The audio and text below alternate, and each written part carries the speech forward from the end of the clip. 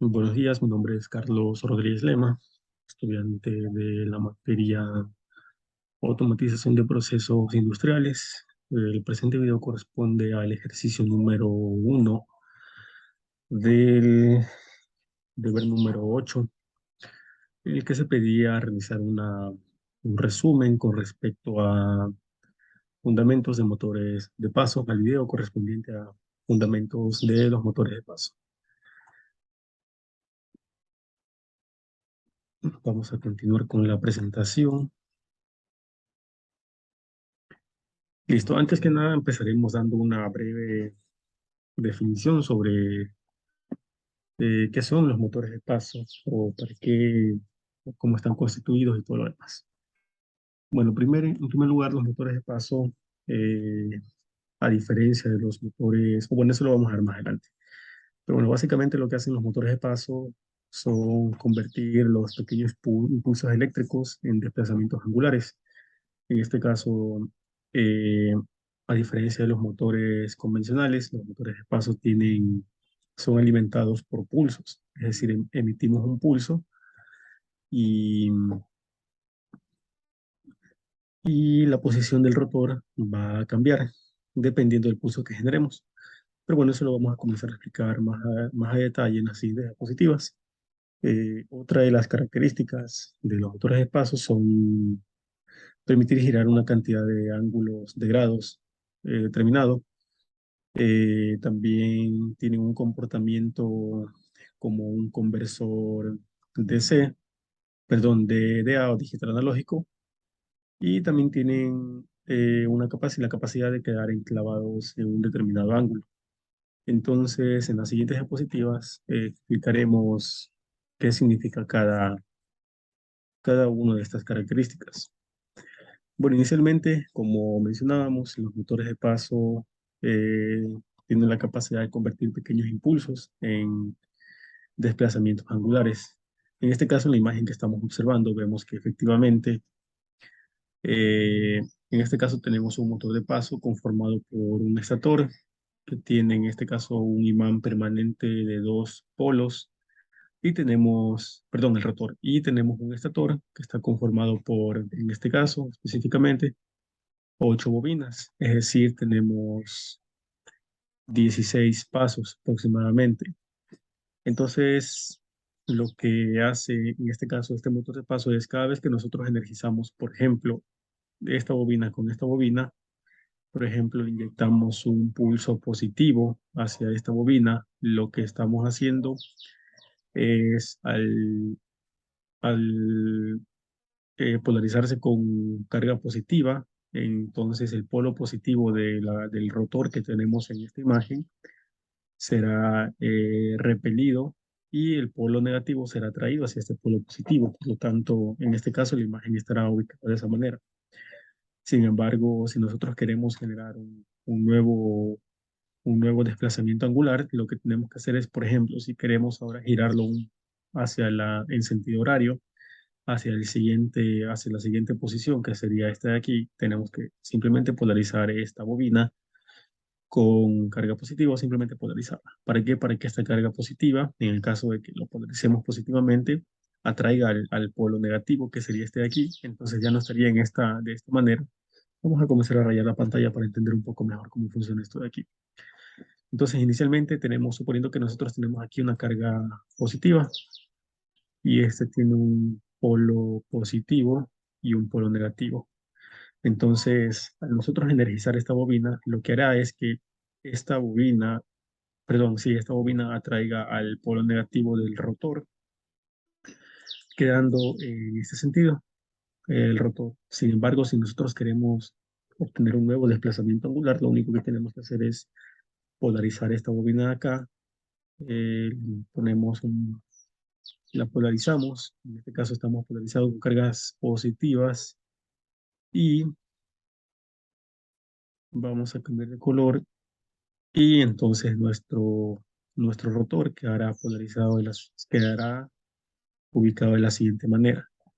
Entonces, de esta manera nosotros polarizando uno a uno cada bobina del estator, podremos lograr que este rotor gire en todas las direcciones, logrando así obtener un giro de 360 grados, un giro completo. Y dependiendo de la velocidad de los pulsos que nosotros inyectemos a cada bobina, el motor girará más rápido o más lento, dependiendo del ancho de pulso que nosotros estamos inyectando y también de la frecuencia de los pulsos que estamos ingresando hacia las bobinas del estator. A diferencia de los motores convencionales, que lo único que hacemos es polarizar una sola vez y estos ya vienen determinados, la velocidad de estos motores convencionales ya vienen determinados por, bueno, las características del motor. Por lo tanto, estos girarán constantemente. Sin embargo, en estos motores nosotros podemos controlar la velocidad de giro, podremos controlar también no solamente la velocidad de giro, sino el ángulo de estabilización de los rotores. Bueno, ¿y a qué me refiero con controlar el ángulo de estabilización del rotor? Por ejemplo, este tipo de motores de paso, más adelante ya vamos a ver los usos, pero podemos, por ejemplo, vamos a suponer que tenemos un motor, vamos a cambiar de color y pongámosle en naranja. Tenemos este es el motor de paso y aquí tenemos el eje de giro, el rotor, el eje del rotor de nuestro motor. Nosotros podemos ubicar, por ejemplo, vamos a poner una especie de, una especie de un alambre, por ejemplo, o una varilla de hierro. Nosotros podemos controlar el ángulo de posicionamiento de esta varilla a través de la polarización de nuestras bobinas del estator. Es decir, viéndolo ya de frente, tendríamos esto. Este sería el motor. Aquí tenemos el eje y aquí tenemos nuestra varilla. Entonces podemos ubicar ya sea en este ángulo, podemos ponerlo en ángulo horizontal, por ejemplo, para variar, perdón, por ejemplo, controlar el paso de los vehículos, así como lo tienen los accesos a los parquederos, algunos accesos a los parquederos. Podemos variar el ángulo solamente controlando la polarización de nuestras bobinas. A diferencia de los motores, ahí esto nos da precisión debido a que vemos que cada bobina, dependiendo de la polarización de las bobinas, tenemos un ángulo exacto. Entonces también tenemos precisión, a diferencia de los motores convencionales, que son motores de corriente continua, que lo único que hacen es hacer girar el motor y para controlar, por ejemplo, la ubicación de esta varilla, tendríamos que utilizar reductores, primero para controlar la velocidad de levantamiento de las plumas, en este caso, y también necesitaríamos sensores para, por ejemplo, detectar cuándo la pluma se encuentra en esta posición y cuándo la pluma se encuentra en esta posición. Por lo que sería un poco tedioso utilizar este tipo de motores, por ejemplo, para utilizar este tipo de aplicaciones en donde requerimos precisión con respecto al posicionamiento de, por ejemplo, una pluma en en un determinado ángulo. Siguiendo con la presentación, tenemos que los motores de paso permiten tener un comportamiento como un conversor digital analógico. Esto básicamente es lo que explicábamos en la anterior diapositiva. Nuevamente, cojamos la pluma. Listo. En este caso, por ejemplo, vemos que aquí tenemos nuestro generador de pulsos, que podríamos interpretar como un pulso en cada bobina o simplemente un pulso en una sola bobina, dependiendo también de cómo queramos girar a nuestro motor. Entonces nos damos cuenta que asumiendo estamos, que todos estos pulsos son aplicados a una bobina diferente, entonces comenzamos con la bobina uno 2 3 sucesivamente hasta llegar a la última bobina. Entonces completamos un ciclo de giro que también puede ser representado como una onda sinusoidal. En este caso, generamos el primer pulso, avanza una determinada cantidad de grados, y esto también viene determinado dependiendo de la polarización de las bobinas del estator, o también viene determinado el ángulo de giro, viene determinado por la polarización no solamente de una, sino, por ejemplo, de dos bobinas del estator, para no lograr, por ejemplo, si cada paso contiene, vamos a suponer 30 grados, tenemos 30 grados entre cada paso. por la polarización de una sola bobina. Sin embargo, si nosotros queremos conseguir 15 grados, entonces tendríamos que polarizar dos bobinas, es decir, la bobina de 0 grados y la bobina de 30 grados, para que de esa manera el, la- el rotor no gire 30 grados de una, sino que se mantenga en medio de los 30 grados. ¿Por qué? Debido a la interacción de ambos campos electromagnéticos. Entonces puede ser que de esta manera también estemos controlando no solamente un pulso del estator, sino estemos controlando dos bobinas de estator que permitan que el ángulo se desplace, por ejemplo, 15 grados. Entonces seguimos un nuevo pulso o quizá dos nuevos pulsos permiten girar a otros 15 y así. De esa manera nosotros podemos ir variando el ángulo de desplazamiento de nuestro rotor hasta lograr conseguir, en este caso, por ejemplo, una onda sinusoidal que representaría un giro completo o un periodo de giro completo de nuestro rotor. Tenemos también la característica de que tiene la capacidad de quedar enclavados en un determinado ángulo. En este caso, como lo mencionábamos en las diapositivas anteriores, eh, si nosotros tenemos al estator y tenemos, por ejemplo, aquí las bobinas y tenemos aquí a nuestro rotor, y nuestro rotor tiene solamente dos polos, y nosotros, por ejemplo, vamos a utilizar nuevamente el ejemplo de la pluma, en donde tenemos aquí a nuestro rotor y aquí tenemos la pluma, suponiendo que nosotros queremos mantener que la pluma se encuentre a 180 grados o a 0 grados, en este caso viéndolo con 0 grados desde este punto, lo único que tenemos que hacer es polarizar nuestra bobina del estator, en este caso esta bobina de aquí, ¿para qué? Para que nuestro rotor se ubique a 180 grados. A 180 grados. Entonces, de esa manera podemos mantener enclavado la posición de esta pluma. Entonces, por más que nosotros ejerzamos una determinada fuerza, el rotor no va a ceder. Entonces, el rotor tenderá a permanecer en su posición mientras esta bobina esté polarizada.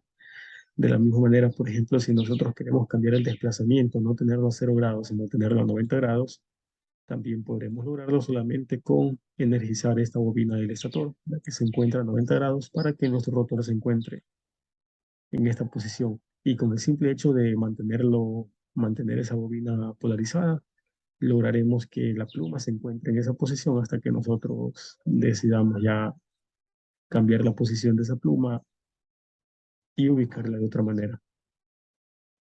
Entonces, ahora verifiquemos cuáles son las ventajas de los motores de pasos. En este caso, vemos que los motores de pasos, al poder ser controlados digamos, en desplazamientos por medio de desplazamientos angulares, nosotros podemos utilizarlo en diversas aplicaciones, como por ejemplo en las aplicaciones industriales, tal como lo vemos en la imagen de la esquina superior derecha. Este tipo de motores de paso son utilizados en intercambiadores de, pongamos, de caminos de bandas transportadoras. Por ejemplo, estos motores son acoplados vamos a dibujar, por ejemplo, tenemos una banda transportadora en donde justamente en esta parte de aquí tenemos una bifurcación. Por ejemplo, tenemos la banda que se dirige hacia esta parte de acá y esta parte de acá. Vamos a suponer que aquí nosotros tenemos una paleta. Vamos a suponer que esto es una paleta que está acoplado aquí al rotor de nuestro motor de paso, suponiéndolo, así como está aquí, más o menos. Y vamos a suponer que esta paleta se encuentra bloqueando el paso hacia la banda transportadora, por ejemplo, vamos a llamarle B1 y esta B2. Entonces, en este caso nosotros necesitamos generar un desplazamiento angular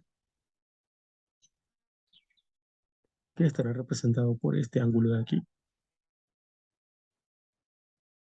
Entonces, por ejemplo, si un producto viene por aquí y digamos que este producto es un producto bueno, entonces se dirigirá hacia este camino.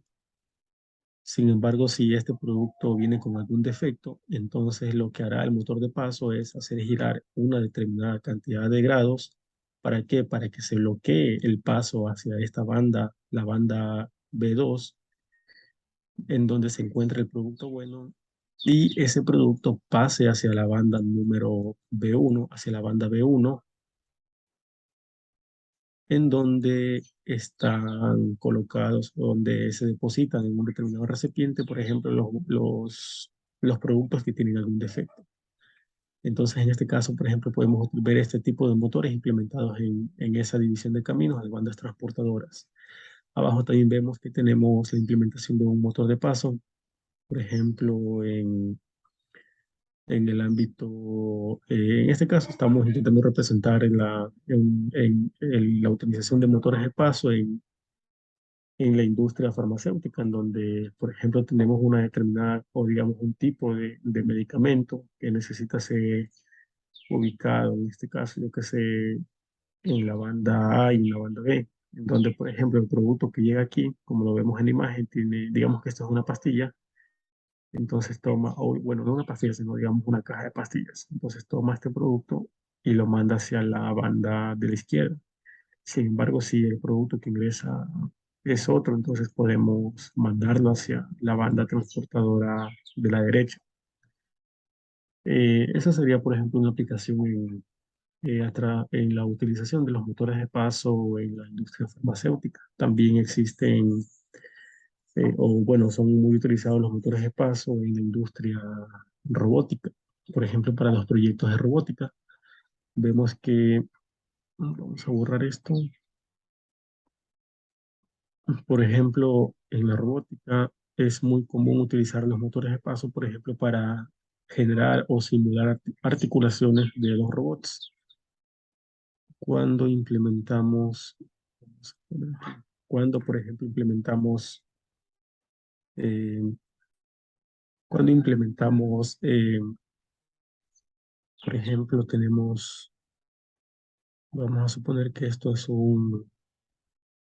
una base, donde tenemos aquí un brazo robótico, tenemos un eje de rotación, tenemos un segundo brazo y tenemos, por ejemplo, aquí otro brazo. Entonces, para movilizar este tipo de articulaciones, nosotros, o bueno, en la industria robótica es muy común utilizar motores de paso. ¿Y debido a qué? Pues debido a la capacidad de poder generar ángulos de desplazamiento con gran precisión.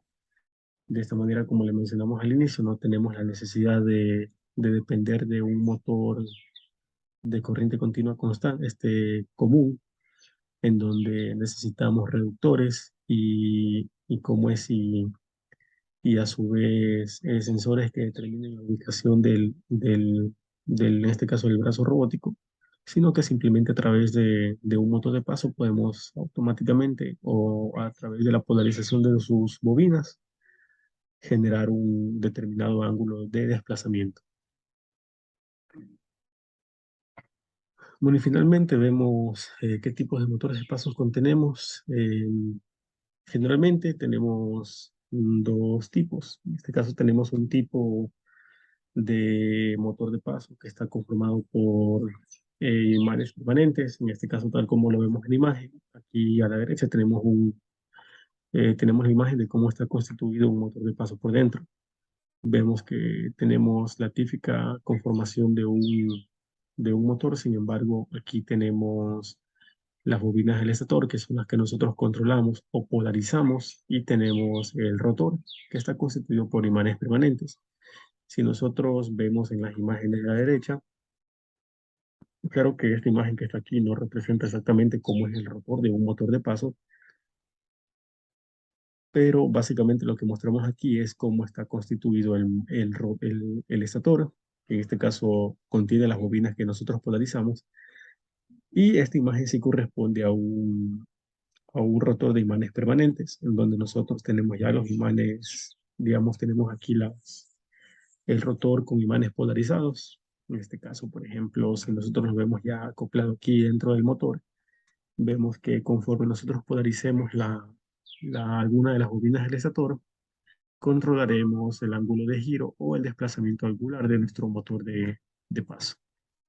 Bueno, y finalmente tenemos los motores de reductancia variable, en donde, tal como lo vemos en la imagen, tenemos que estos motores son fabricados en hierro dulce y que al nosotros inyectarles un determinado campo magnético, variamos también la resistencia, en este caso de, de paso de flujo a través de sus bobinas. Entonces, de esa manera podemos variar el ángulo de equilibrio, es decir, si tenemos menos, por ejemplo, menos flujo magnético, podemos generar el ángulo de desplazamiento de nuestro motor. Eso sería todo con respecto al ejercicio número 1. Gracias por la atención prestada.